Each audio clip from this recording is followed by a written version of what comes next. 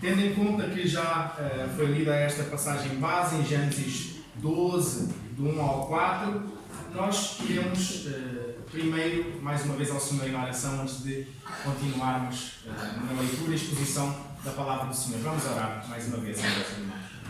Pai, nós te agradecemos o tremendo privilégio de estarmos unidos esta manhã como povo santo, povo teu, povo que tu chamaste e redimiste, Senhor, por meio do sangue precioso do nosso amado Senhor Jesus Cristo. Nós te agradecemos, ó Deus, pois é com privilégio que nós estamos hoje, esta manhã, aqui presentes. Não é com pesar, Senhor Deus, não é um incómodo, mas é um privilégio te louvar, te engrandecer e exaltar o teu santo nome.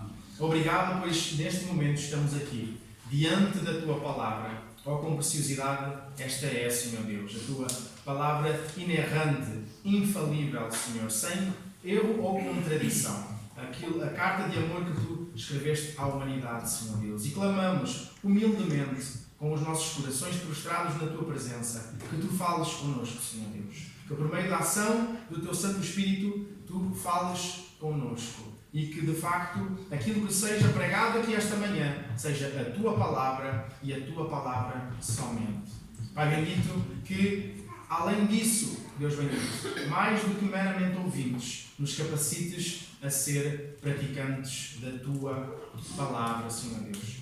Guarda-nos então, ao longo desta manhã, que este culto que estamos a prestar suba diante da tua presença como um cheiro suave, Senhor. Traga agrado ao teu coração e tu tenhas gozo e regozijo de passear pelo nosso meio, tocando-nos com o teu Santo Espírito, por meio da ação, da pregação da tua palavra, para que vivamos vidas íntegras diante da tua presença e para que o mundo conheça, ó Deus, que tu és verdadeiro. Deus bendito, continua então a ser connosco esta manhã. Assim pedimos e oramos e agradecemos tudo, orando no santo nome de Jesus, dizendo Amém. Amados irmãos, o tema da mensagem de hoje é o fiel pai e o obediente filho. O fiel pai e o obediente filho. Pela passagem base que já pôde ser lida esta manhã, creio que os irmãos já percebem qual é que é o pano de fundo que está a ser estabelecido.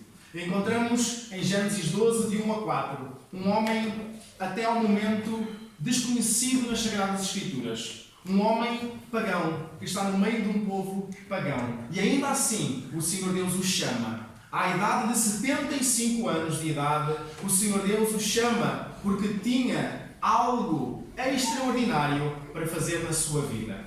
Ele, à marca dos 75 anos, nem ele, nem a sua amada esposa tinham sido agraciados com a bênção da paternidade. Não eram pais, não tinham filhos. Mas a esta idade, nestas condições, o Senhor foi ao seu encontro e disse: levanta-te, que eu vou fazer de ti um pai de multidões. Pensem bem, um casal que à idade dos 75 anos não tinham sido pais, ouvem Deus, um Deus para eles até ao momento desconhecido, dizer que iria fazer obras extraordinárias neles, e, por sua vez, dentro dessa obra extraordinária, serem pais de uma multidão, serem pais de grandes nações. No desenrolar, no prosseguimento do livro do Gênesis, nós encontramos este caminhar de Deus com Abraão e a ação de Deus em Abraão. E vemos como Deus ia a cada vez mais confirmando a sua promessa na vida de Abraão. Mas Abraão esperava, o tempo passava e o filho não chegava. Aparentemente, não é? Na sua ótica, não chegava. Creio que vocês, amados irmãos, lembram-se de como Abraão e Sarai tentaram dar uma ajuda a Deus. Bem, Deus fez-nos a promessa, Deus disse que nos iria dar um filho, mas certamente é pelos nossos meios, os nossos métodos, segundo os nossos atalhos, digamos assim.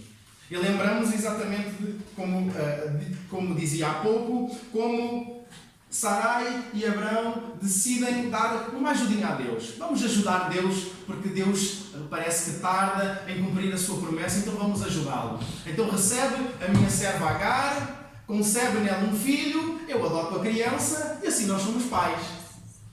Mas nós vemos que realmente não era isso que o Senhor Deus tinha como projeto para fazer de forma milagrosa, de facto, estes nossos amados serem pais. Vemos que, de facto, após, não é, cerca de 11 anos deste tempo de espera, Abraão torna-se pai de Ismael por meio de Agar, mas Deus volta a renovar a sua promessa de dizer: não é este o caminho, não é este o meio com o qual eu vou realizar. Mas pensem bem, Deus tinha feito a promessa, já tinham passado naquele momento 11 anos. Abraão já tinha 86 anos e o filho aparentemente não chegava. E ele no Senhor esperava. Depois então, como estava a dizer, Deus renovou de novo essa promessa, passados estes 11 anos, e aquela inicial ideia e situação que Sarai proporcionou, que Sarai recomendou Abraão a fazer, é esta ideia mirabolante e fantástica que Sarai teve, não é, de ser assim mãe, rapidamente, como nós costumamos dizer, azedou. Aquilo que parecia ser um motivo de alegria, não é? Então nós agora vamos ser pais por meio da serva Agar, mas vemos que rapidamente, como dizíamos, o relacionamento de Sarai e Agar azedou. E então nós vemos exatamente como o Senhor Deus, por sua vez, dando promessas para Ismael, mas vemos que não era esse o meio pelo qual o Senhor Deus iria cumprir a sua promessa. Isto também nos lembra, nos realça, nos chama a atenção de que de facto nós não devemos tentar dar ajudinhas a Deus. Que nós não devemos tentar, como nós dizemos, por vias travessas, cumprir os planos do Senhor. Ou executar aquilo que são os planos do Senhor para as nossas vidas. Com alegria eu ouvia hoje a oração: Senhor, encaixa as nossas vontades e os nossos desejos com aquilo que é o teu plano para as nossas vidas. E essa é a oração que de facto nós temos que fazer diariamente. Não é que Deus como que abençoe aquilo que são os nossos sonhos, mas é que o Senhor faça dos nossos sonhos aquilo que é a sua vontade para as nossas vidas. Para que de facto nós não tropecemos, nós em meio à espera não sejamos impulsivos e então assim não tentemos como que dar ajudinhas a Deus e acabemos, como também costumamos dizer, meter os pés pelas mãos. Mas então no capítulo 17, 13 anos mais tarde, 13 anos mais tarde, nós encontramos exatamente o facto de Deus mudar o nome de Abrão, que significava pai exaltado. Um homem sem filhos tinha o nome de pai exaltado. E por sua vez Deus mudou o seu nome para Abraão, que significa pai da multidão. E por sua vez também mudou o nome da sua esposa, Sarai, que significa livre, para Sara, que significa princesa e soberana. Confere, tenho uma em casa. Deus reitera aí a sua promessa. Ele institui, inclusive, a circuncisão como a marca deste pacto, desta promessa que Deus estava a deixar para o seu povo, que viria de Abraão. Novamente um homem que tinha o nome de pai da multidão e, novamente, não tinha ainda o filho da promessa. Como disse, Deus reitera a promessa, institui a circuncisão e pensem, amados irmãos, Abraão tinha neste momento 99 anos de idade. Amados irmãos, tinham passado 24 anos desde que Deus lhe tinha feito a promessa inicial. Já pensaram, amados irmãos, esperar 24 anos para que algo que Deus vos tinha prometido de facto fosse executado nas vossas vidas? Aguardarem 24 anos para que a promessa que Deus vos tinha feito fosse cumprida em vós. Mas aí estava, Abraão esperava. E então depois chegamos ao capítulo, por sua vez, de número 18. A promessa então que Deus faz a Abraão sobre o nascimento de um filho por meio de Sara, sua mulher. Mas já a promessa era para o ano seguinte. Então, daqui a um ano, só tiveste que esperar 25 anos, Abraão. Daqui a um ano, a tua mulher, quando tu tiveres 100 anos de idade, vai conceber um filho e vai dar à luz um filho, o filho da promessa. Nós encontramos, inclusive, exatamente em Gênesis capítulo 21, podemos inclusive fazer inicialmente a leitura, Gênesis capítulo 21, os primeiros versículos que nos retratam exatamente sobre este momento do nascimento de Isaac. O Senhor visitou Sara conforme havia falado e fez-lhe como havia prometido. Sara engravidou e deu um filho a Abraão em sua velhice, no tempo determinado, sobre o qual Deus lhe havia falado. Abraão pôs o nome de Isaque no filho que lhe nasceu, que Sara lhe tinha dado. E quando Isaque tinha 8 dias, Abraão circuncidou seu filho conforme Deus lhe ordenara. Abraão tinha 100 anos quando lhe nasceu Isaque, seu filho. Por isso, Sara disse: Deus deu-me razão para rir.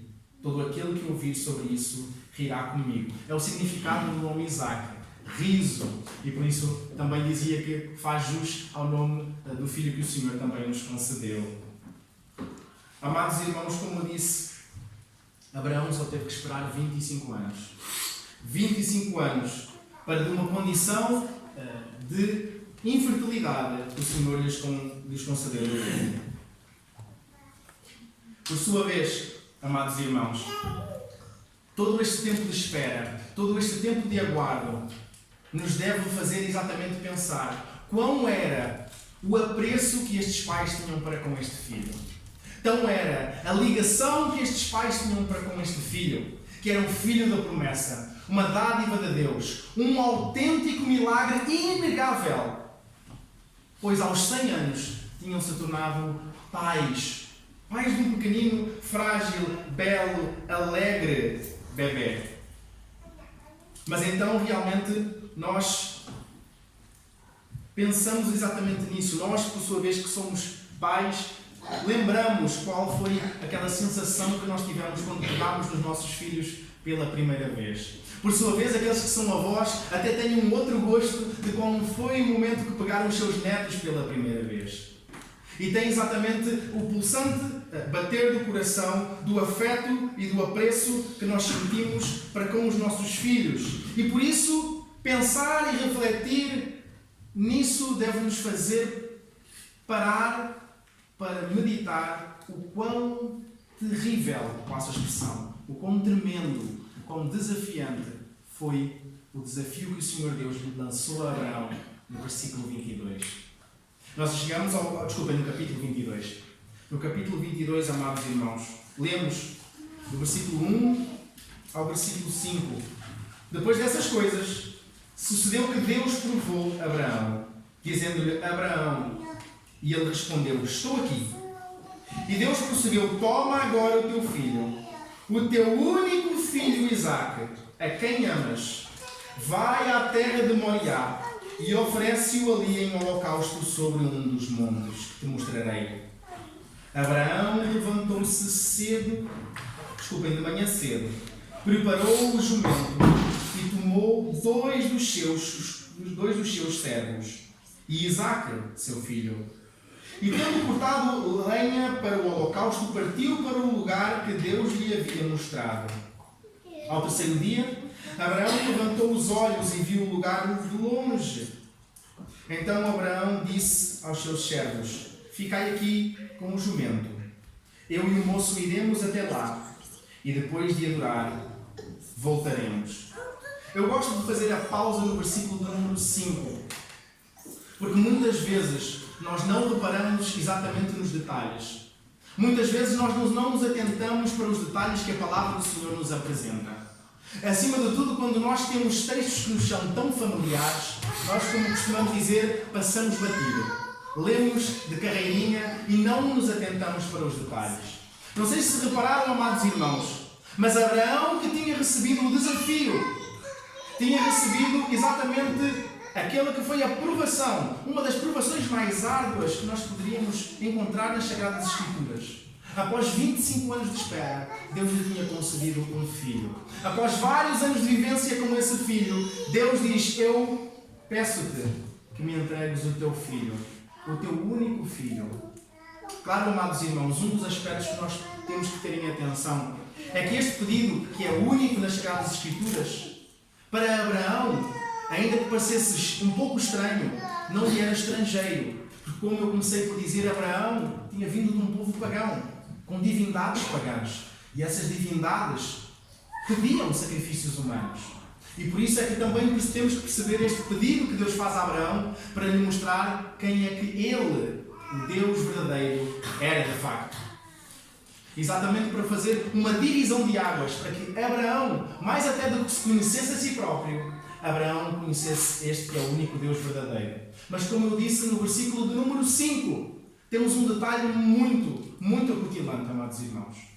Como eu disse, Abraão foi-lhe pedir o seu filho. Mas eu não sei se vocês reparam aquilo que ele diz aos servos. Abraão vira-se para os seus servos e diz: aguardai aqui. Eu e o menino vamos subir para adorar. E depois eu volto. É isso que ele diz? Não. Ele diz: depois de adorar, voltaremos. Os dois. Que incrível! Esta prova de fé. Prova da ação do trabalho verdadeiro do Senhor Deus no seu coração.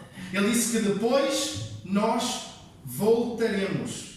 Depois nós voltaremos. E isso leva-nos à continuação da leitura. Versículo de número 6 em diante, amados irmãos. Diz: Abraão pegou a lenha do holocausto, colocou-a sobre Isaque, seu filho. Levou também o fogo e a faca. E foram caminhando juntos. Então Isaque disse a Abraão, seu pai: meu pai. Respondeu Abraão: estou aqui, meu filho. Isaque perguntou: o fogo e a lenha estão aqui, mas onde está o cordeiro para o holocausto? Abraão respondeu: meu filho, Deus mesmo proverá o cordeiro para o holocausto. E os dois iam caminhando juntos. Tendo eles chegado ao lugar que Deus havia mostrado a Abraão, este edificou o altar e arrumou a lenha. Depois amarrou o seu filho Isaque e colocou em cima do altar, sobre a lenha. E este, estendendo a mão, pegou a faca para imolar o filho. Mas o anjo do Senhor bradou desde o céu: Abraão, Abraão! Ele respondeu: estou aqui. Então o anjo disse: não estendas a mão contra o moço, não lhe faças nada, pois agora sei que temes a Deus, visto que não me negaste o teu filho, o teu único filho.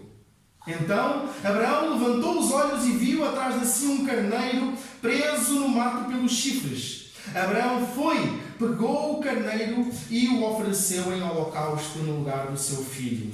Por isso Abraão chamou aquele lugar Jeová Jiré, pelo que se diz até o dia de hoje: no monte do Senhor se proverá. No monte do Senhor se proverá. Graças a Deus. Que alívio! Todos nós ficamos aliviados ao ler esta passagem. Imaginemos qual foi o alívio de Abraão, de não ter que então sacrificar o seu filho, o seu único filho, a quem ele amava. Que bonita história e que bonito final. Por isso nós encontramos, por sua vez, em Hebreus, no capítulo 11, aquilo que nos diz, nos lembra exatamente aquilo que Abraão tinha no seu coração. Hebreus 11, 17 e 19 nos relembra pela fé. 11, 17 a 19, pela fé Abraão, quando provado, ofereceu Isaque para ser sacrificado. Sim, aquele que havia recebido as promessas estava a ponto de oferecer o seu único filho, sobre o qual se havia falado: em Isaque será contada a tua descendência. Ele considerou que Deus era poderoso até para o ressuscitar dos mortos e assim também simbolicamente o recuperou. Por isso é que Abraão não estava a mentir a Isaque quando lhe disse que Deus ia providenciar. Por isso é que Abraão não estava a mentir aos seus servos quando disse que depois de adorar voltaremos, porque ele tinha plena confiança em Deus, que era capaz de, ainda que tomasse o seu filho, o seu único filho que ele amava, era capaz de voltar a restituir. No entanto, será que é o final da história? Será que a história terminou aqui? Será que este é o ponto final da história sobre o fiel pai e o obediente filho. Amados irmãos, somos agora transportados para Lucas capítulo 22, no qual encontramos mais um filho obediente, junto de um pai fiel. Em Lucas 22, a partir do versículo 39 até ao versículo do número 44, assim nos diz a palavra do Senhor. Então Jesus saiu e, conforme o seu costume, foi para o Monte das Oliveiras. E os discípulos o seguiam. Ali chegando, disse-lhes: Orai, para que não entreis em tentação. E afastou-se deles a uma curta distância, e ajoelhando-se orava, dizendo: Pai, se queres, afasta de mim este cálice. Todavia não seja feita a minha vontade, mas a tua. Então apareceu-lhe um anjo do céu que o encorajava, e cheio de angústia orava mais intensamente. E o seu suor tornou-se como gotas de sangue que caíam no chão. Mas que cálice era este que Jesus fala aqui? Que cálice era este que Jesus temia beber? Será que era o cálice dos chicotes? Será que eram as torturas? Será que era a traição de um suposto amigo? Ou a negação por parte de outro? Será que eram os insultos? Será que eram as calúnias? Será que era porque, como Isaac, ele teria que suportar em si a lenha para o sacrifício? Não, amados irmãos, não era isso. Apesar de todas essas coisas terem a sua quarta parte do sofrimento, não era esse que era o cálice que o Senhor Jesus temia beber.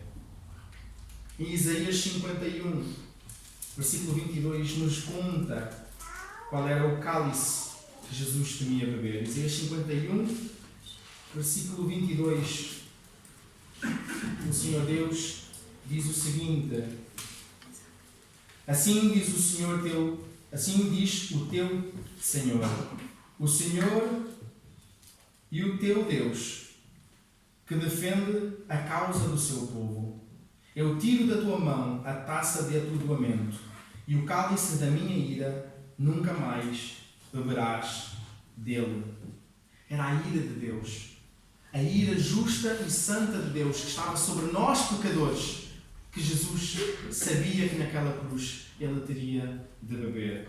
Ele saberia que naquela cruz o filho que sempre olhava para o Pai e sempre via um sorriso esboçado nos seus olhos e na sua face, ele, pela primeira e única vez, ele iria encontrar, sim, olhos de reprovação, porque naquela cruz ele iria, de uma forma misteriosa, ficar separado do Pai por causa do nosso pecado, por causa das nossas iniquidades, por causa exatamente de toda a nossa imundícia. Era a ira de Deus que estava sobre nós, como a Bíblia assim nos diz, que Jesus não queria beber, ou antes temia beber. Mas ele exatamente perguntou: Pai, se há qualquer outra forma, passa este cálice de mim, mas não seja feita a minha vontade, mas sim a tua.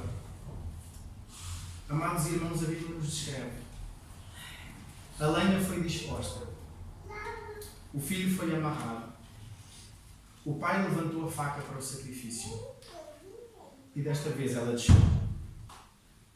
Não havia outro substituto, amados irmãos. Não havia outro cordeiro para substituir Jesus naquela cruz. Por isso a Bíblia nos lembra, capítulos mais à frente, em Isaías 53, do versículo 4 ao versículo 7.